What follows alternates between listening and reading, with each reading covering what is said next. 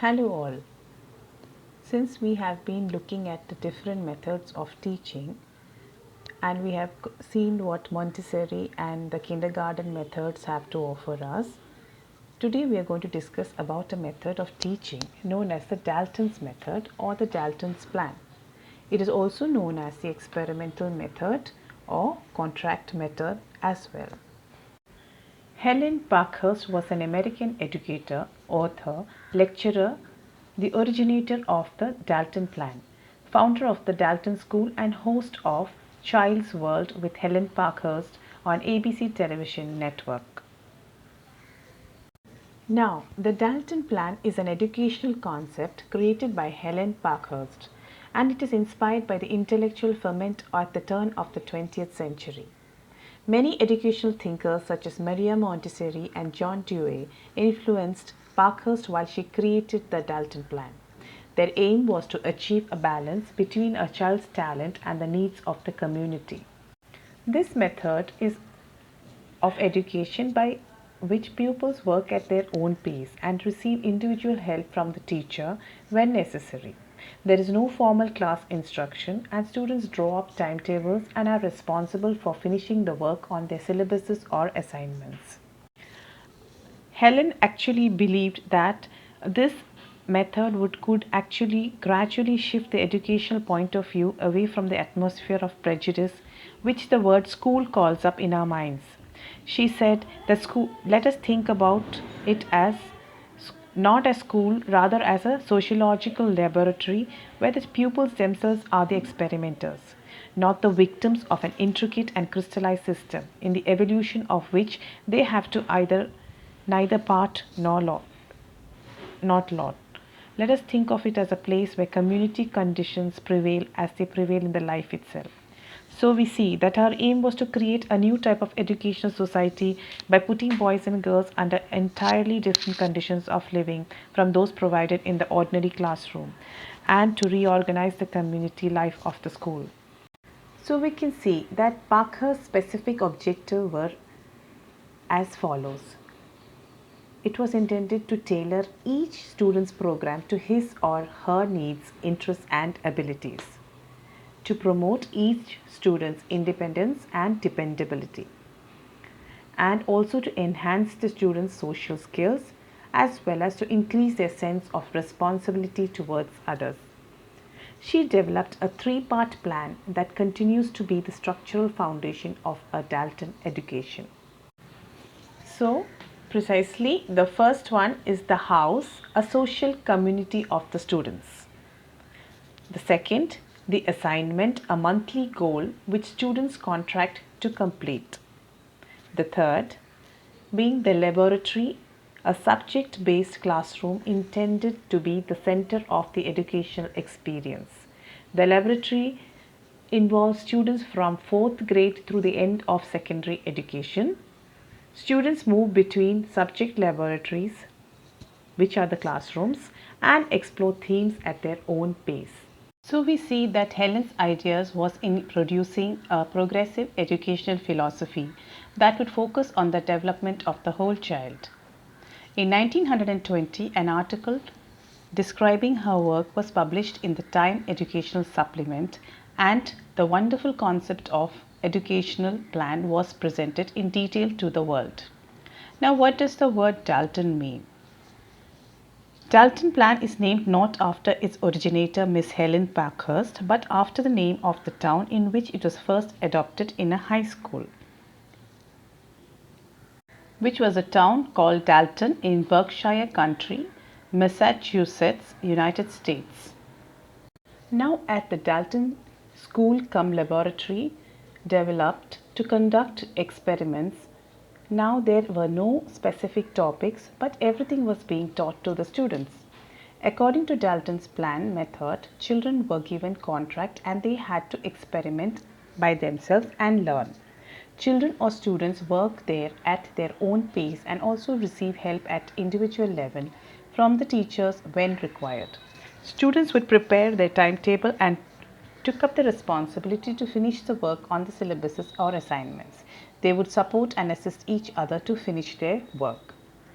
Now, Nowadays, we think of giving homework and punishment as a part of our school education, which to a great extent is used in behavior modification. But Parkhurst gives schools, especially secondary schools, the leisure of exposure as a college student.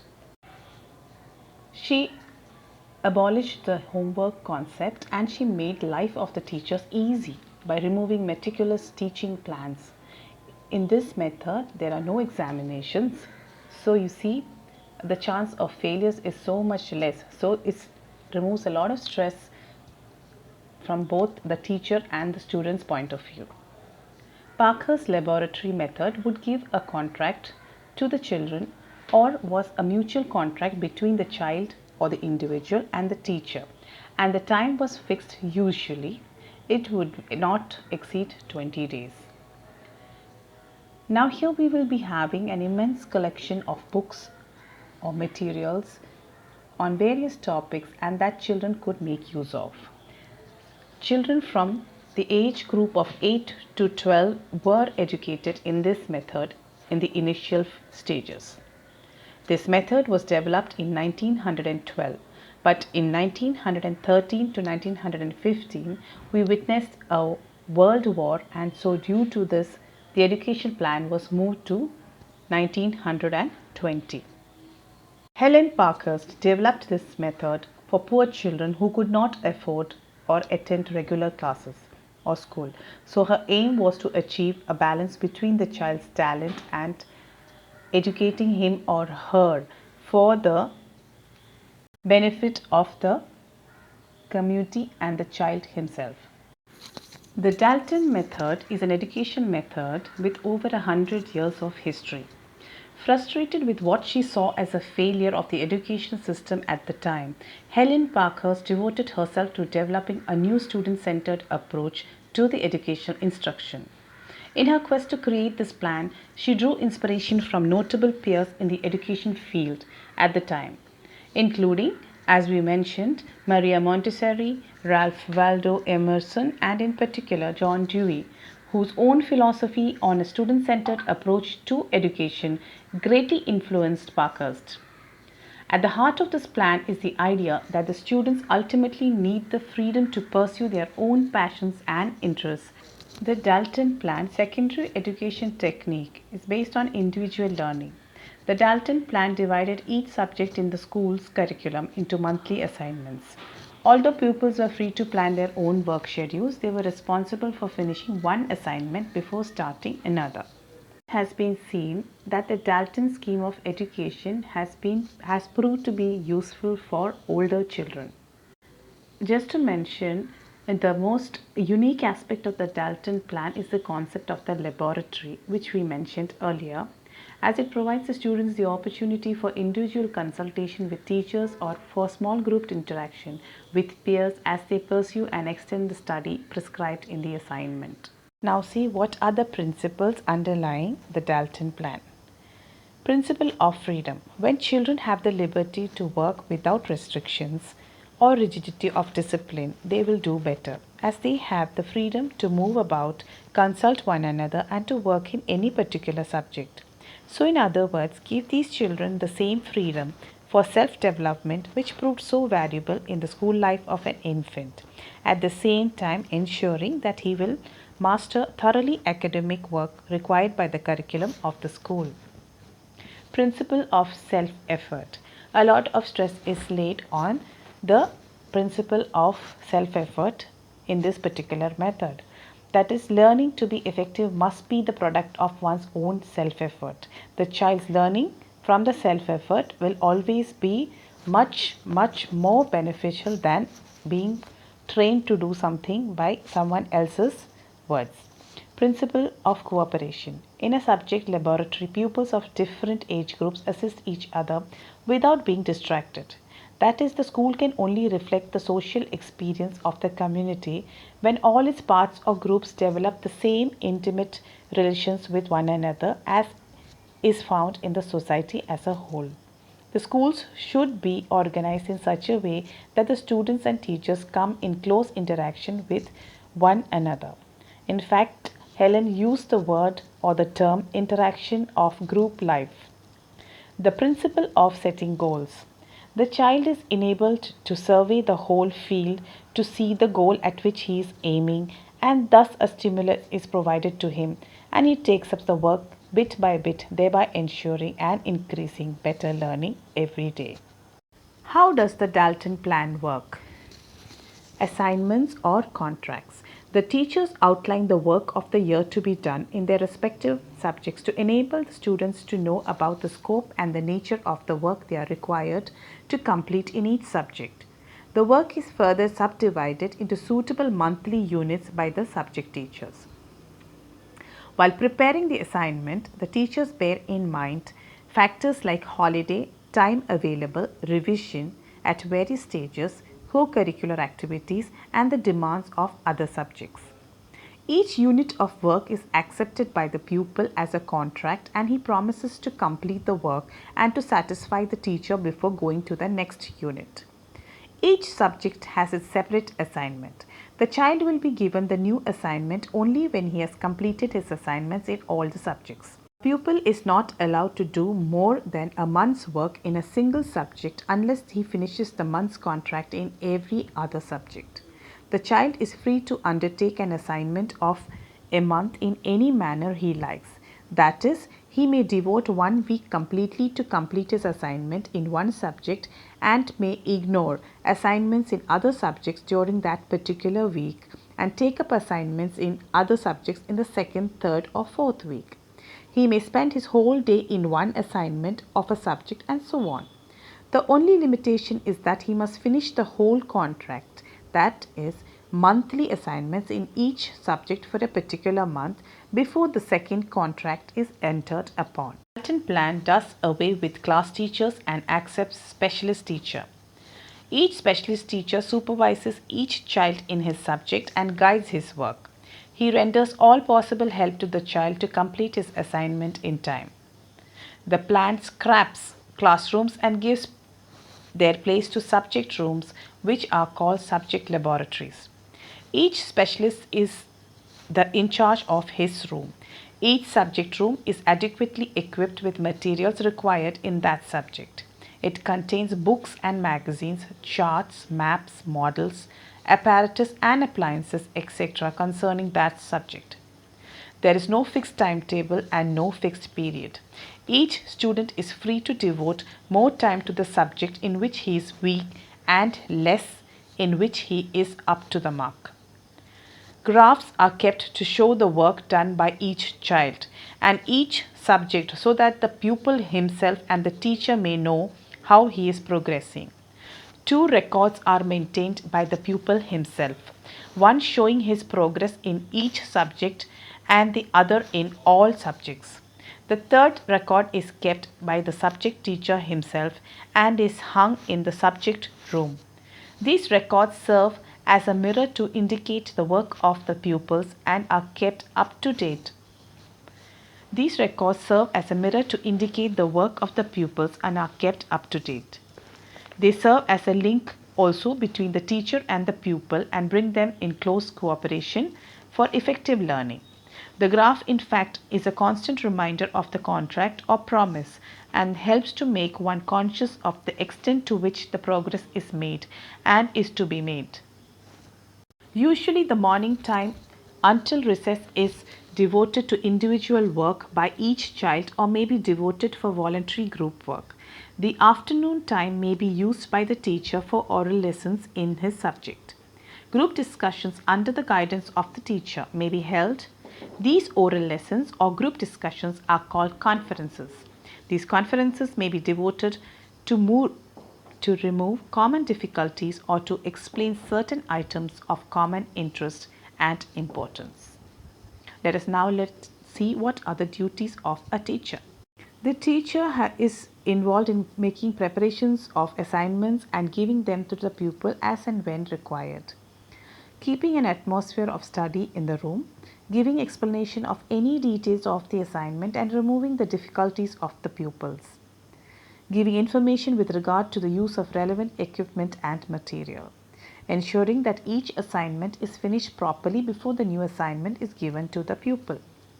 keeping full records of the progress made by the pupils in different classes, keeping the subject library and other equipment up to date and in proper order. The teacher in the Dalton Plan is a helper, not a driver, and the pursued and not the pursuer. Let us now finally see what are the advantages and disadvantages of the Dalton Plan. In the advantages, we can see that there is individualized teaching. Each pupil is permitted to work at his own rate, and the plan approaches teaching and instruction from the point of view of the pupil. The weak are not hurried along at the speed of the other pupils, and the bright are not kept back by their slow class fellows. The teacher pays individual attention to each child. Continuity of work is seen. There is no waste of time, as is usually in the case of conduct of various examinations for promotion or other purposes. Look into promotion and other purposes. There are no failures, and the promotions from one grade to another may take place at any time. Absence from school of a child due to ill health or otherwise does not stand in the way of working smoothly. He can start work from where he had stopped and can make up his deficiency in his own way and at his own pace. There is no danger that some courses have been covered in his absence and he has missed them. Then there is development of qualities like self-efforts and self-confidence, where they are able to, they're not spoon-fed, and the children, a ready-made knowledge also is not given to them, that they depend upon himself in the solution of his own problems. He has to consult suitable books and other reference material. He himself has to experience difficulties and to solve his problems.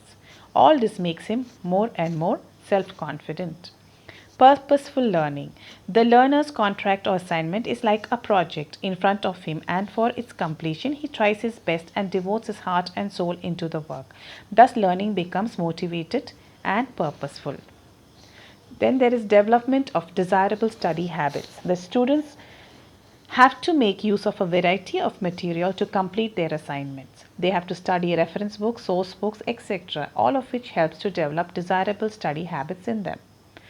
Then there is a development of a sense of responsibility. That is, the contract is a constant reminder to the children to complete their work in time. They feel that they must fulfill their responsibility that they have accepted in entering upon the assignment. Solving the problem of home tasks. There is no burden of any such homework. The child, in order to complete his assignment, may on his own accord devote extra time in the subject laboratory. Thus, compulsory homework loses its terror in the school. Solving the problem of discipline. No restrictions are put on the children. They work in an atmosphere of freedom. They accept their own responsibility and work for its fulfillment. There is no rigid timetable, and the students are not forced to attend to studies according to a self-timetable. Problems of truancy, mischief, and delinquency are rare. Simplification of the problem of evaluation. The graph system is a valuable check on the progress of each child. The records show the progress of each pupil and enable him to know where he stands. In a way, records can help to give incentives to him. There is no necessity of frequent tests and awarding of marks.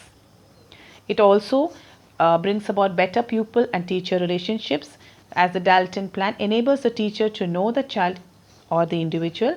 Every child is free to seek the teacher's guidance at any point when a difficulty occurs. The teacher is essentially a guide and a helper.